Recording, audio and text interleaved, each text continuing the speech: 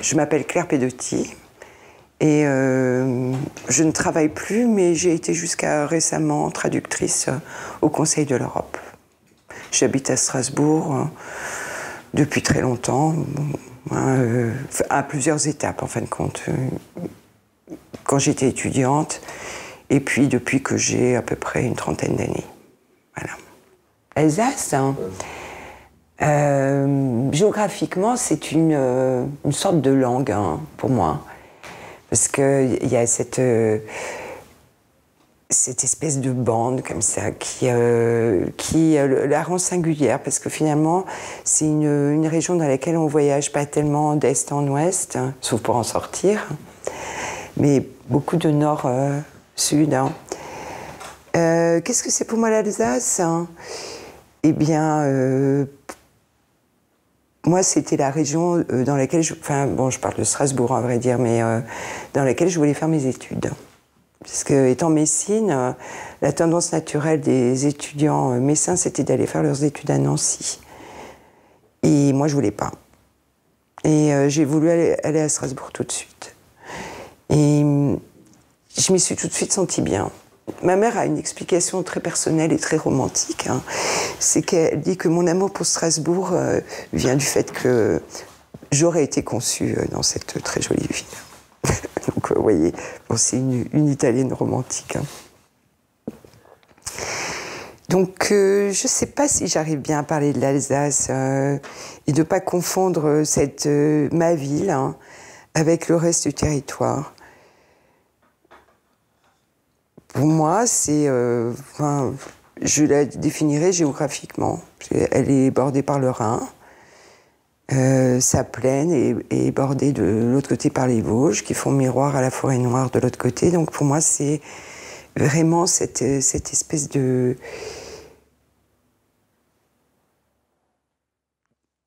lit de rivière, un peu étendu, avec 2 chaînes de montagnes. Bon, j'annexe le Bade-Wurtemberg, mais je la définirais comme ça. Maintenant, comme imaginaire, c'est Marche de l'Est, contestée, jalousement reprise par la France. Je pense pas qu'elle soit convoitée par l'Allemagne maintenant, mais elles l'ont été, où les gens ont dû essayer de garder une identité pas trop meurtrie et pas trop schizophrénique. Voilà, c'est comme ça que je vois l'Alsace. Et dans ce sens-là, je la trouve emblématique. Il y a sûrement d'autres régions en France comme ça, mais emblématique de ce que vit l'homme moderne, au fond. Dans ce sens-là, je lui trouve une très grande modernité. Parce que le rapport compliqué avec l'identité, ou même la question même de l'identité, que moi je pense que c'est une question relativement absurde. Enfin, puisque tout le monde en parle, il doit y avoir quelque chose de sensé là-dedans, puisque pour moi l'identité c'est quelque chose qui est toujours en devenir et pas de fixe, et que dès qu'on la définit, on tombe dans la caricature. L'Alsace, ça peut être Annecy et le géranium, mais franchement c'est autre chose que ça. Donc oui, c'est ça. Je veux dire, on est dans un monde qui est travaillé par ça, qui veut absolument, chaque individu maintenant veut absolument avoir découvert une identité bien fixe, bien solide, à laquelle il se réfère. Et je pense que les régions floues, alors peut-être que les Alsaciens vont pas être heureux que je dise ça, mais c'est une région floue. C'est à la fois, elle est très particulière, mais c'est aussi parce qu'elle est dans cette espèce de dialectique entre sa culture francophone et sa culture germanique, et sa propre histoire, et que de tout ça, il est difficile de sortir une chose simpliste.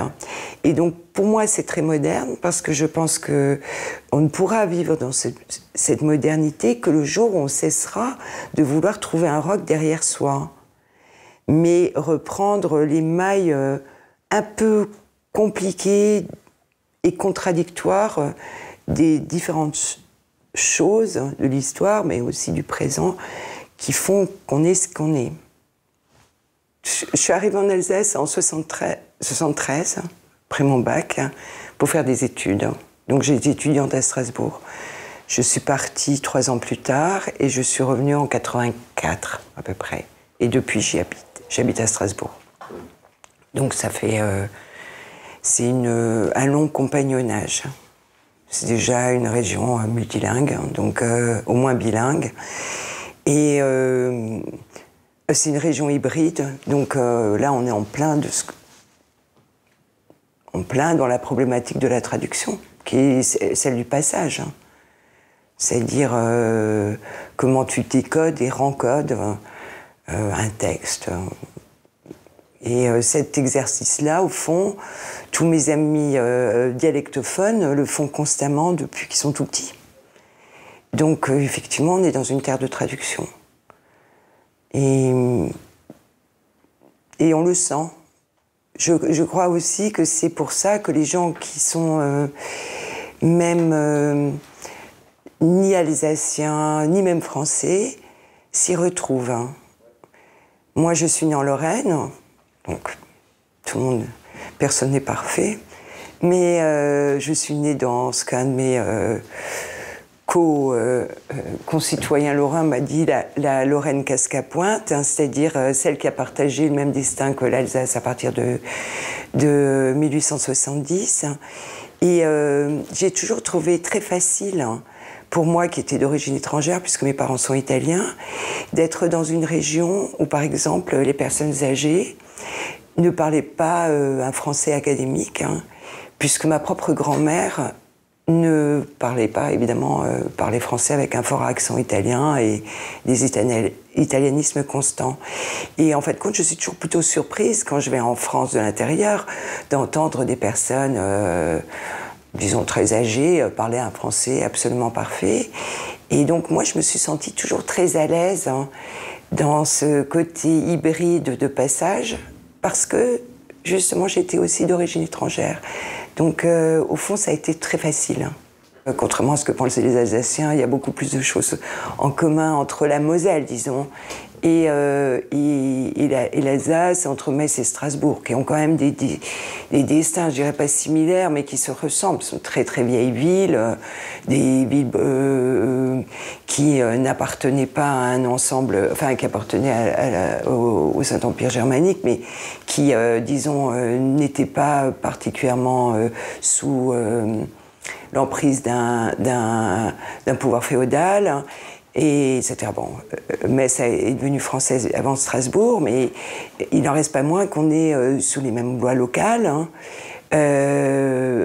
Alors, au niveau de la langue, c'est pas tout à fait pareil, puisque en Lorraine, bon, on ne parle pas un dialecte alémanique, mais du Platt, hein, Plattdeutsch. Et disons qu'à Metz, c'était beaucoup plus passé qu'à Strasbourg.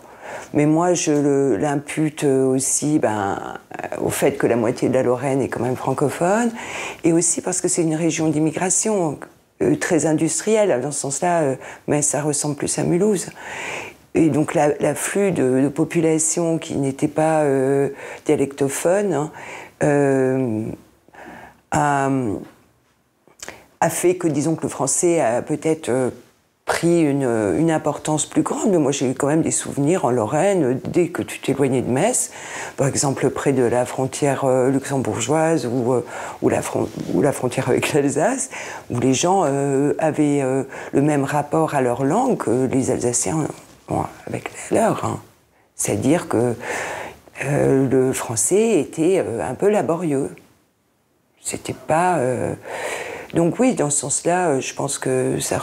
Bon, il y a beaucoup de différences entre la Moselle et l'Alsace, mais il y a quand même une histoire commune et cette manière de se situer dans une communauté nationale qui se veut très homogène. Les blagues que mes amis alsaciens ont pu faire, c'était plutôt sur mon origine lorraine, pas tellement sur mon origine italienne. C'est une région où il y a de l'autre, hein, même intériorisé, même mal exprimé. Il y a toute une ça ouvre un champ de possibilités pour les gens qui sont effectivement pas complètement, disons, natifs de souche. Je ne sais pas ce que ça veut dire d'ailleurs. Dans un pays comme la France, où si on devait retourner aux natifs de souche, au bout de 3 générations, il n'y aurait plus que 25 millions d'habitants, enfin j'imagine. Hein. Donc non, ça ne m'a jamais posé un problème, pas plus que ça m'en a posé un en Lorraine. Hein. Parce que moi je suis française. Moi je me considère comme strasbourgeoise, j'aurais du mal à me considérer comme alsacienne dans la mesure où je ne parle pas alsacien par exemple. Et donc, il y a moins d'ancrage pour moi dans le terroir. Hein, et je dirais qu'il y a une petite différence. Ceci dit, j'apprécie énormément toute l'Alsace, hein, dans sa diversité aussi, hein, puisqu'elle est très, très variée. Et c'est pas une région où j'ai rencontré l'ombre d'un problème hein, pour être moi-même. En tant que fille de terre industrielle, c'est certain que j'ai un petit amour pour Mulhouse, hein, parce que j'y retrouve quelque chose de mon environnement d'enfance, c'est-à-dire les industries. Eh bien, par exemple, puisqu'on parlait d'immigration, les Italiens d'Alsace, c'est avant tout à Mulhouse ou Sainte-Marie-aux-Mines, enfin dans les coins industriels qui sont. Donc je pense que ça, je le retrouve maintenant. Strasbourg, c'est tout à fait un autre monde pour moi. Strasbourg, c'est... J'arrive pas à voir dans Strasbourg le chef-lieu de l'Alsace, ou la capitale de l'Alsace. Pour moi, c'est un peu plus que ça, quand même. Donc, je vois la ville comme sortant de son champ naturel. Quand je pense à Strasbourg, je pense évidemment à une ville qui dépasse son hinterland alsacien. Parce que pour moi, elle a eu un passé qui allait au-delà d'être la capitale d'une région rurale ou du tertiaire, etc. Je pense qu'elle a une histoire qui dépasse largement son hinterland. Strasbourg, ça peut être plus que l'Europe. Je veux dire, c'est une terre d'échange. Évidemment, c'est l'Europe, puisque c'est notre continent. Mais, et puis, je ne travaillais pas à l'Union européenne. Donc, l'organisation dans laquelle je travaillais a déjà 47 États membres qui vont jusqu'en Azerbaïdjan, l'Oural, la Géorgie. Moi, quand j'ai travaillé au Conseil de l'Europe, c'était en plein conflit tchétchène. Donc oui, Strasbourg, c'est l'Europe aussi parce que son histoire meurtrie en fait aussi un... C'est pas seulement de l'ordre symbolique, capable de comprendre ce que c'est le déchirement identitaire, la sommation de où, etc. Donc dans ce sens-là, je dirais que la ville peut être au-delà de l'Europe, oui. Enfin, elle porte ça en elle comme germe, c'est certain, de par son histoire. Et est-ce qu'elle peut transformer l'essai? Oui, je ne sais pas. Il n'était pas écrit que des pays qui se sont fait la guerre pendant des centaines d'années, enfin je parle de tous les pays européens, ça m'avait assez fait rire parce que j'avais vu une intervention de Mitterrand au Parlement européen où il disait que la France avait été en guerre avec tous les pays européens, sauf le Danemark, et il se demandait pourquoi. Et eh bien, comme on dit en anglais, it's better to squabble in committees than on the battleground. Il vaut mieux se quereller dans les commissions et des comités que sur le champ de bataille. Donc à la fin, le poids de l'Allemagne est énorme, mais les autres comptent aussi et peuvent être très casse-pieds. Mais alors je crois que là je vais vous faire hurler. Pour moi, d'abord, cette réforme territoriale était d'une grande absurdité, menée n'importe comment. Quand je pense qu'on devait aussi récupérer la Picardie, je veux dire, ça me paraît vraiment le tic. Enfin, bon, bref, je ne vais pas éructer là-dessus. Ça a été fait n'importe comment. Donc voilà, Grand Est, je plains nos amis ardennais et champenois parce que Nous, on s'en sort pas trop mal, hein. Je pense que Strasbourg aurait dû être sorti du découpage régional. Mais ça, c'est mon envie à moi, d'en faire une ville, sinon monde, mais européenne, avec une eurorégio. Je pense que ça aurait été l'occasion de créer une région européenne, un peu compliquée. Pourquoi l'Alsace avec la Lorraine? Bon, avec la Moselle, on peut comprendre, mais pourquoi pas avec le territoire de Belfort, avec lesquels il y a quand même beaucoup d'échanges économiques. Donc je pense que c'est une réforme non aboutie, pas pensée. J'en pense le plus grand mal. Les gens du Parlement européen ne vivent pas à Strasbourg. Ils sont de passage pour les sessions et ils sont soit à Luxembourg, soit à Bruxelles. Mais les gens du Conseil de l'Europe vivent à Strasbourg. Évidemment, ils sont surreprésentés dans certains quartiers, c'est-à-dire la Robertsau ou tout près de l'Orangerie, etc. Puis là, vous avez... il y a toutes sortes de gens. Il y en a qui sont complètement intégrés dans la vie strasbourgeoise, qui ont des amis, qui ne travaillent pas au conseil, qui connaissent très bien la ville, etc. Je pense que ça reste une minorité. La plupart, ils sont sur leur balcon à la Robertsau, ils invitent en général des gens de la même nationalité qu'eux. Ils se retrouvent à l'ambassade.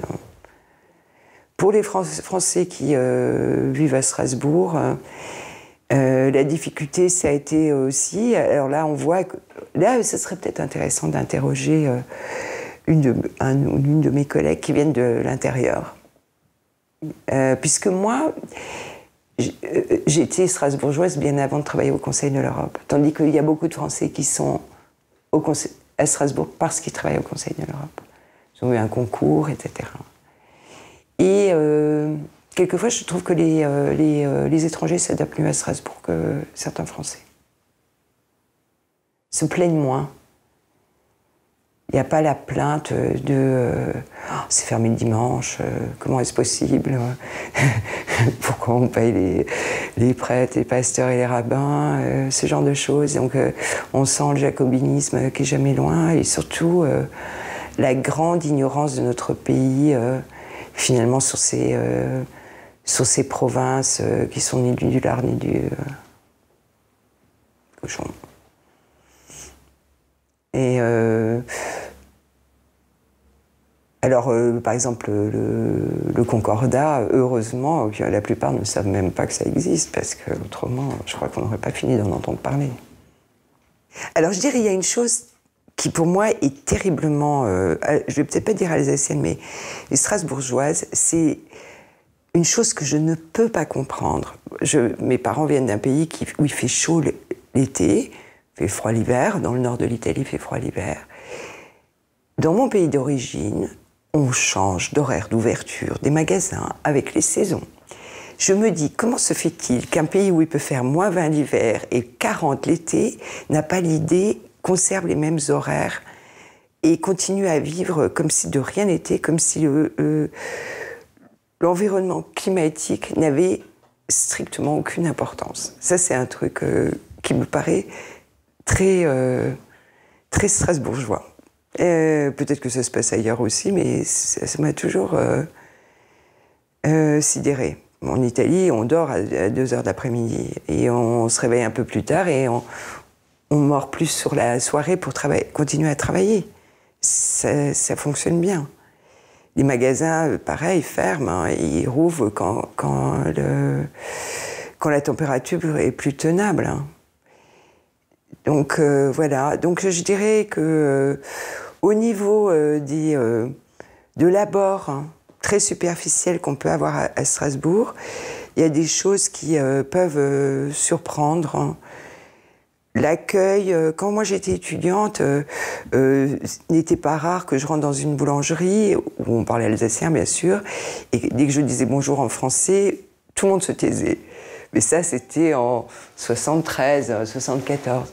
Maintenant, c'est plus du tout le cas. Et moi, je trouve les gens charmants, à part les pâtissières, je ne sais pas pourquoi, il doit y avoir une école spéciale. Je les trouve souvent désagréables avec leurs employés dans les salons de thé et très rigides avec leurs clients. J'appelle ça l'école Christian de pâtisserie et d'accueil. Non, autrement, je veux dire, il n'y a pas plus fidèle qu'un Alsacien. Moi, tous mes amis alsaciens, je les ai depuis 40 ans. C'est pas... Ouais. J'ai jamais rencontré autant de fidélité que là. Je pense qu'il y a un côté abrupt qui peuvent parfois désarçonner les gens. Moi, ça m'a jamais désarçonné. Parce que je pense qu'il y a des gens qui jouent beaucoup avec ça. Je pense que les gens perçoivent pas toujours l'humour et l'autodérision qu'il y a dans certains comportements. Vous voulez que je fasse un panégyrique encore plus complet? Donc, à part la question des horaires, à cause de la température, moi, je vis très bien en Alsace, partout. Je pense pas qu'il faille parler alsacien pour être strasbourgeois, je pense pour être alsacien, oui. Parce qu'il y a quelque chose qu'on ne comprend pas, hein, je pense, qui nous échappe. Si on n'a pas le pied dans cette langue, hein, ou l'oreille, hein. Et je le sais bien, puisque je me fais traduire le plus possible des expressions. Et je pense alors, je dis pas que c'est pas obligatoire. Moi, je regrette d'avoir été trop paresseuse. Voilà. Et je parle pas de l'allemand, je parle de l'alsacien.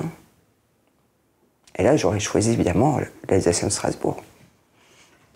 Je voudrais juste rajouter quelque chose sur Strasbourg, hein, et donc sur l'Alsace, parce que c'est comme ça que je le vis, et c'est pour ça que même les insuffisances que je vois, ou les petites critiques que je pourrais avoir, passent tous par le fait que je trouve que c'est une ville du rêve. Hein. Et moi, elle m'a toujours fait rêver. Je pense qu'il y a quelque chose de très onirique dans cette ville, hein, et de très onirique dans l'Alsace en général. Il suffit de passer en train quand tu viens de Mulhouse ou de Bâle pour comprendre que tu es dans, je sais pas, dans une terre où ton esprit peut aller vagabonder. Et donc, finalement, je conclurai, on a dit beaucoup de choses sur le passage et tout. Je dirais que l'Alsace, c'est une terre poétique, malgré les lotissements. Et Florence et Strasbourg ont un point commun, oui. Oui. Et puis aussi cet ensemble architectural très harmonieux. Alors à Strasbourg, il y a des disharmonies, mais à Florence aussi, il y en a certaines. Mais le centre-ville est cohérent, tout à fait. C'est pas du tout comme Rome. Hein. J'ai habité un an en Toscane, hein, c'est même quelquefois trop cohérent. Ça vous donne un sentiment d'irréalité au début. Et Strasbourg est plus réel, je trouve quand même. Mais c'est le danger qu'elle court. Hein. Enfin, c'est un danger dont les pouvoirs publics devraient être conscients. Je sais que ça rapporte une manne financière, mais au prix enfin, on y perd en qualité de vie. Je pense qu'il y a moyen de faire un tourisme moins imbécile. Et c'est des villes qui souffrent des mêmes maux. Par exemple, un problème qu'on n'a pas du tout abordé, puis j'ai pas tellement envie d'en parler parce que là je vais m'énerver et puis je vais sortir que des clichés. C'est une ville qui a à peu près la taille de Strasbourg, qui est extrêmement belle, bien sûr, avec un ensemble architectural cohérent en plus. Hein. Florence, contrairement à Rome, et qui n'a pas la taille de supporter le tourisme de masse qui lui est infligé. Et d'ailleurs, il y a des réactions de Florentins qui sont très proches de réactions d'Alsaciens par rapport aux gens qui viennent d'ailleurs, parce que c'est un ras-le-bol absolument... oui. Parce que des villes de cette taille ne peuvent pas supporter de devenir des Disneyland, quoi. Une ville comme Paris peut. Ça absorbe, même Rome absorbe. Des villes comme Palerme absorbent, mais il y a moins de touristes quand même. Parce que de toute façon, c'est une ville qui absorbe beaucoup. Ils détestent le marché de Noël. C'est terrible. Une fois, je me suis fait engueuler par un... bêtement, je traversais près de la cathédrale pour aller acheter des céramiques à foie gras rue de la Première Armée. Et il y a quelqu'un qui me dit « Mais enfin, ne marchez pas si vite !» Alors, je dis « Mais monsieur, il y a encore des gens qui vont d'un endroit à l'autre dans cette ville, qui se déplacent pour faire quelque chose. » Et comme si c'était devenu une chose qui n'était pas licite. Comme si tous les habitants de cette ville devaient prendre ce pas traînant du mangeur de gaufres et buveur de vin chaud qui doit s'arrêter devant chaque stand d'objets fabriqués en Chine. Et ça me désole. Oui, ça me désole. Moi, je vois la permis de la cathédrale, à la limite, je suis pas religieuse, mais puisque c'est une fête religieuse, je ne vois pas pourquoi on n'a pas remis au goût du jour le fait que l'Église était protectrice. Hein. Bon, pourquoi on n'aurait pas installé les restaurants du cœur sur le parvis? Pourquoi notre ville, qui est si musicale, hein, ne consacre pas certaines de ses places uniquement à la musique et non pas au brésil, hein, ou au brédeleu?